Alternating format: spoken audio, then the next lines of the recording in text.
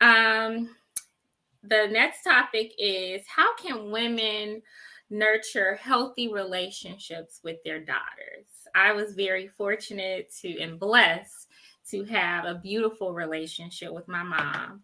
Um, it wasn't perfect though. It was not perfect. We had some tough periods too, but oh my God, we had a really good, close relationship. And I appreciate that.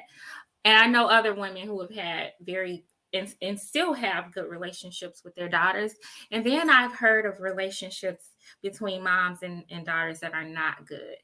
But I think that it's probably one of the top three or maybe five most important relationships that you'll have in your life. You know, of course, with your spouse, your father, but your mother as well is a relationship that will be very critical for your development and your life, right?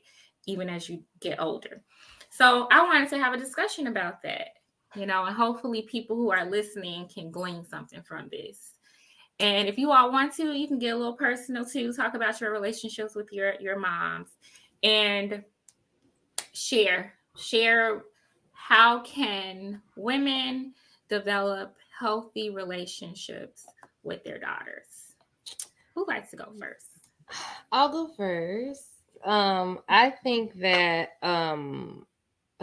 okay, culturally at this juncture over the past few generations, I would say I think that moms have a tendency to coddle their boys and be very hard on their girls. I think it's Okay. because a lot of times they see their daughters as an extension of themselves.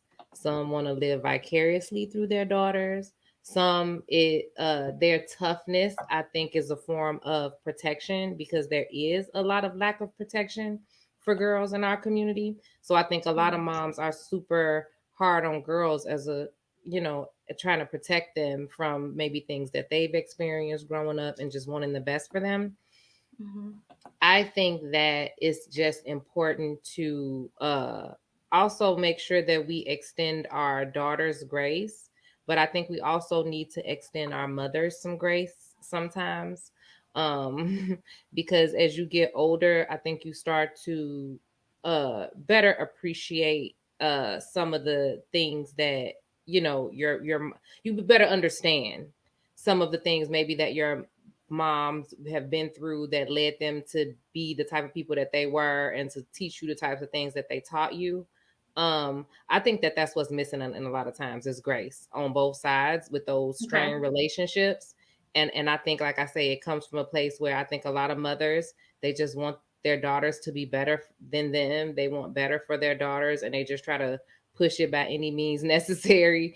And it's like a sense of urgency, like it's like, you know what I mean, and which I understand. And then on the flip side, for us daughters, a lot of times we like, what is wrong with you, like Yeah. like calm down, like this is my life, shorty, like back up. But but like I'll say, like for me personally, like me and my mom have always been super super close. But we've had a few rough patches, here and there. But I feel like as I learn more about who my mom is and kind of some of her upbringing and some of her thought process and things like that, I can better appreciate who she is, as a person, as opposed to just Mm-hmm. like as my mom. And like I say, I think that allows me to extend her more grace too and just better appreciate that relationship. So I think that grace is super important, both ways. Grace. Having Hmm. some grace. Okay. I Hmm. like that you pointed out the fact that sometimes moms do things out of fear. They say it's love, and it is love because they care for you. But a lot of times moms do things out of fear, right? They're scared that maybe you'll mess up, you'll make a bad choice, or that you'll mess up the same way that they did, or that, like you said, you will experience something that they experienced. They don't want you to experience it. So a lot of times, and I've experienced this a little bit more so with my aunts who are like my moms. Um, they sometimes don't want you to do certain things, try certain things, go places because they're afraid, and then on the other spectrum, sometimes you have young people who are not cautious enough, right? So I think that a lot of times, especially in those earlier years, like adolescent years, where moms and daughters have a bit of a hard time. And so I appreciate you talking about grace, having a little bit of grace. Now I know it's easier to have grace as you get older. Telling a 12-year-old to have grace for their mama is like talking to a wall. But it can be done. It can be done. Sharice, you are a mom of, I know, at least one girl, right? Who Yes, is God bless me. Thank you, God, for one girl. and she has, oh my God, her daughter is she's all grown up now. And she's gorgeous. So tell me, and she's older now. So Cannon, you have the young one who's Day, who's gorgeous too. And Sharice, you have an older daughter who's what, 18, 19? No, 22. Oh wow. Okay. So please share. How have you been able to nurture a relationship with your daughter? What day of the week is it? Like that, it's difficult because with my daughter, I see the intelligence that I never had, like the book knowledge, but then there are decisions that, like, for instance, she's 22 and she came home, it's like maybe 1 or 2 o'clock in the morning. I'm like, what are you doing? You grown. Okay, you grown. Oh, I took the L. And see, you're grown, make your own decisions. We're in Chicago. Do you really need to be catching the L at 1 o'clock, 2 o'clock in the morning? Like, it's decisions like that. And she's like, oh, she okay. No. In Chicago, I don't know. And she I was on the L plenty of times at 1 or 2 o'clock in the morning in Chicago. And that's, well, but I work downtown. So yeah, she works downtown. But Ashley, I'm like, you doing the L, like, oh my gosh, you need a police escort. But I have to learn that her decisions have to be her decisions. I can't guide her with making the decisions that I want her to make, how I want her to make them. And I have to learn that. It's a day-to-day, struggle, where one day we're like this, I love you, what you need, baby girl.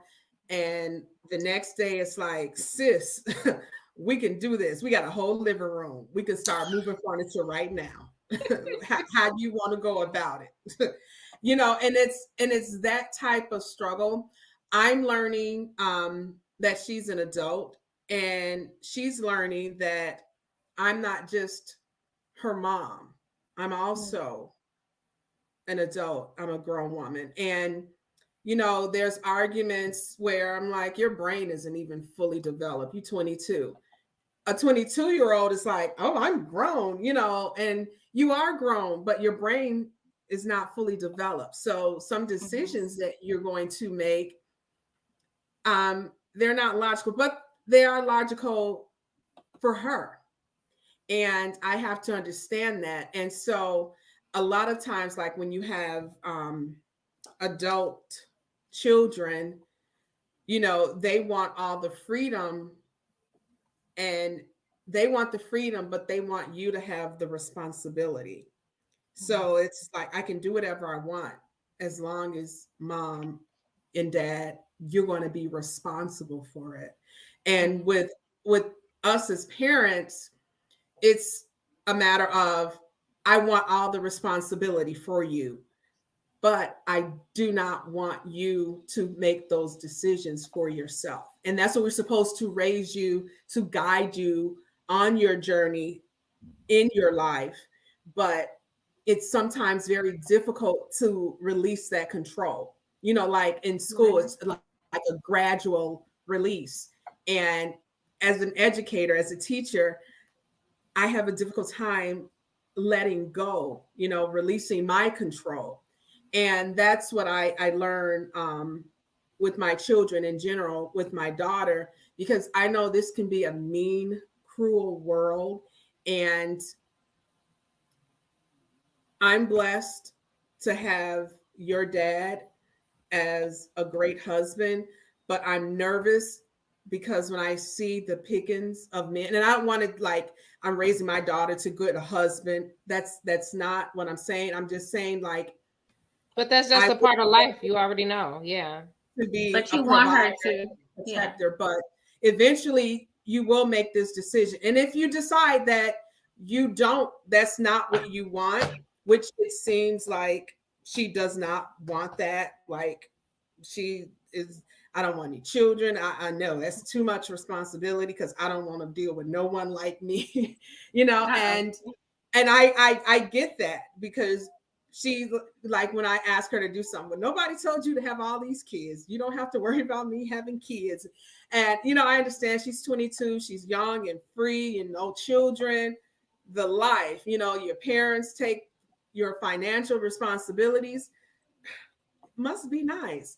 But a lot of the personalities clashing when you live in the same household, you move out with roommates, you don't feel like adulting anymore, you want to come back home because you have that foundation, that stability, that if it does not work out, I can always come back home. But you're an adult coming back home, at home we're making the decisions, and then that's when you have a lot of clashes where you can't tell me what to do. This is my house, but I'm not going to pay rent, and it's all of those issues that come about, and they're minor, but they can actually blow up to the point where I did not know that was an issue, but clearly it is an issue. And some conversations can really blow up, and then there are other days where it's such a loving conversation that has went on for hours, and then a week later you can have a conversation and it's like, oh my gosh, when did it go left, what happened? So cultivating those relationships can be very difficult, very difficult. Yeah. So you definitely talked about the different perspectives and how those perspectives start to clash.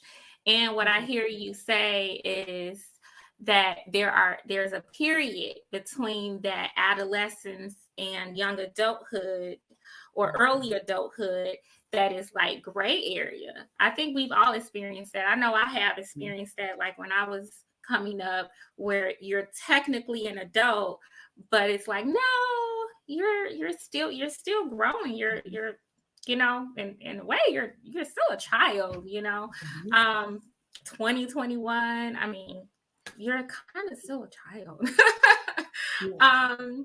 And so there's like that gradual release that parents have to go through where they're gradually kind of letting you go, right? But I think most young people don't want it to be gradual. They want it to be all at once. But like you were saying, Sharice, they want all of the freedom, but not all of the responsibility. They still know that there's somebody there holding a blanket to catch me, or a what do you call it, like a parachute to catch my fall. So that's interesting. Joho, how will you answer this question? How can women nurture healthy relationships with their daughters? Yes, I think transparency is a big part of it. I was only raised or reared by my mom till I was 6, and her addiction did not allow her to raise her children. She was sick, and so I grew up with grandmas times 2 or times 4 if you add in great grandmothers, and a whole bunch of aunts because my dad has a whole bunch of sisters. I